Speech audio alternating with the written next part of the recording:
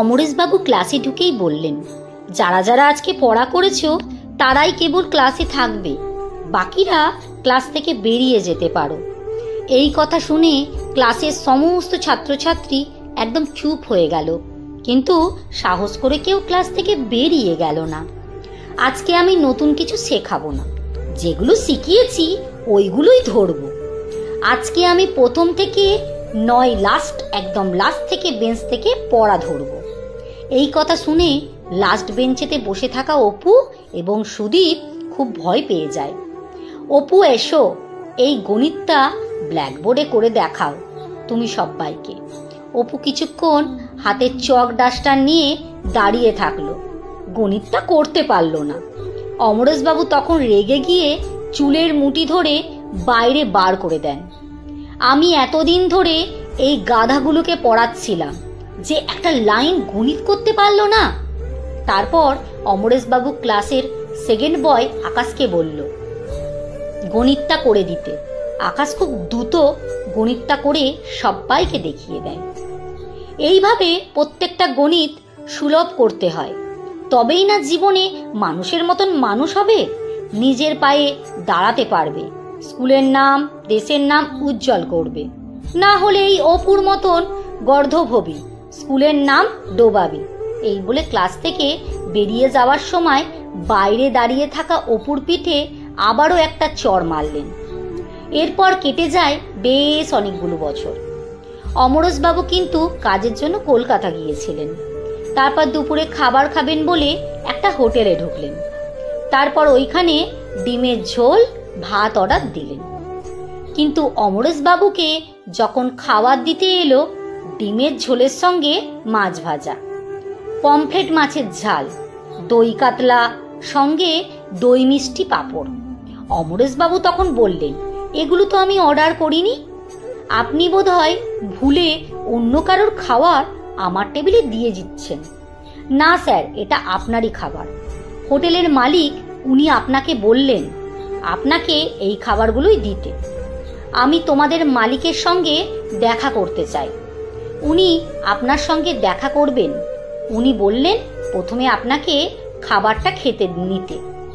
অমরেশবাবু তখন মনে মনে ভাবলেন, এত বড় হোটেলের মালিক কিসের জন্যই বা আমাকে এত ডাল ভালো ভালো খাবার খাওয়াচ্ছেন, আর কেনই বা আমার সঙ্গে দেখা করবেন। এমন কথা ভাবতে ভাবতে অমরেশবাবু খাবার খাচ্ছিলেন।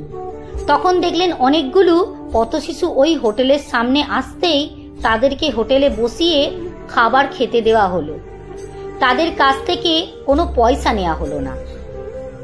একজন ওয়েটারকে ডেকে অমরেশবাবু জিজ্ঞেস করলেন, এই পথের কিছুগুলো কি রোজ তোমাদের এখানে খায়? আর এই শিশুগুলোকে দেখে মনে হচ্ছে ওদের এই হোটেলে খেয়ে পয়সা দেওয়ারও সামর্থ্য নেই। তোমরা কি তাহলে ওদের খাবারের পয়সা নাও না? না স্যার, আমরা পয়সা নিই না। আসলে আমাদের হোটেলের মালিক প্রতিদিন এমন পথশিশুকে ফ্রিতে খাবার খাওয়ান। অমরেশবাবু এবার হোটেলের মালিকের সঙ্গে দেখা করার ইচ্ছেটা যেন খুব বেড়ে গেল। উনি মনে মনে ভাবলেন, এমন মানুষের সঙ্গে একবার দেখা করতেই হবে যার মনটা এত ভালো। তারপর অমরেশবাবু হাত ধুয়ে গিয়ে দেখলেন একটা বোর্ডে লেখা আছে, যার অর্থের অভাবে পড়াশোনা করার জন্য বই কিনতে পারছে না তারা এই নম্বরে যোগাযোগ করো।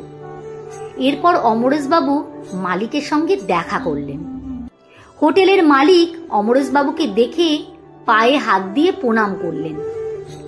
থাক থাক, প্রণাম করতে হবে না, আপনি তো বাবু বেশ বড় মনের মানুষ দেখছি। আজকালকার দিনে এমন তো কেউ করে না তেমন একটা। অপু তখন অমরেশবাবুকে বলল, আপনি আমাকে তুই দিয়ে বলুন, যেটা আপনার মুখে শুনতে আমি ভালোবাসি। কেমন আছেন স্যার আপনি? কে তুমি? আমি অপু স্যার, যাকে আপনি গণিত পারিনি বলে ক্লাস থেকে চুলের মুঠি ধরে বার করে দিয়েছিলেন। ও আচ্ছা অপু, তুই? এই এত বড় হোটেলটা তোর? হ্যাঁ স্যার, আমার আসলে স্যার ভালোভাবে পড়াশোনা করতে পারিনি তো, তাই ডাক্তার, উকিল, ইঞ্জিনিয়ার কিছুই আর হওয়া হলো না। স্কুলের মুখ উজ্জ্বল করতে পারিনি, তবে আমি আমার সাধ্য মতন চেষ্টা করি যারা অর্থের অভাবে পড়াশোনা করতে পারে না তাদের সাহায্য করার, যারা দুমুঠো ঠিক করে খেতে পায় না তাদের খেতে দেওয়ার।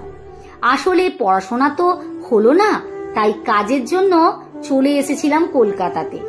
আমি প্রথমে একটা হোটেলেই কাজ শুরু করি, তারপর আস্তে আস্তে ভগবানের দয়ায় ওই জায়গায় এসে দাঁড়িয়েছি। অমরেশবাবু এবার অপুর মাথায় হাত বুলিয়ে বললেন, আমি সেদিন ভুল ছিলাম রে অপু।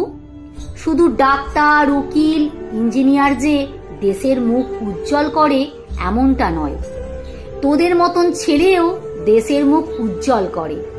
আমি তোকে আশীর্বাদ করি, তুই আরো অনেক বড় হ, আর এইভাবেই অসহায় মানুষদের পাশে দাঁড়া। আসলে কি জানেন, আমরা সন্তানকে ডাক্তার, উকিল, ইঞ্জিনিয়ার, ব্যারিস্টার করব এই চিন্তা ভাবনা নিয়ে শিশুকে বড় করতে করতে শিশুকে যে একটা ভালো মানুষ তৈরি করতে হবে সেটাই প্রায় ভুলে যায়। এই ঘটনা আমাদের প্রমাণ করে দেয়, অনেক সময় গণিতের খাতায় কম নাম্বার পাওয়া ছেলে মেয়েগুলো জীবনে খুব ভালো মনের মানুষ হয়। কলমে সুষমা বাগ প্রধান, পাঠে অঞ্জু বিশ্বাস। ভিডিওটি যদি ভালো লেগে থাকে তাহলে একটা লাইক, কমেন্ট, শেয়ার করতে একদম ভুলবেন না যেন।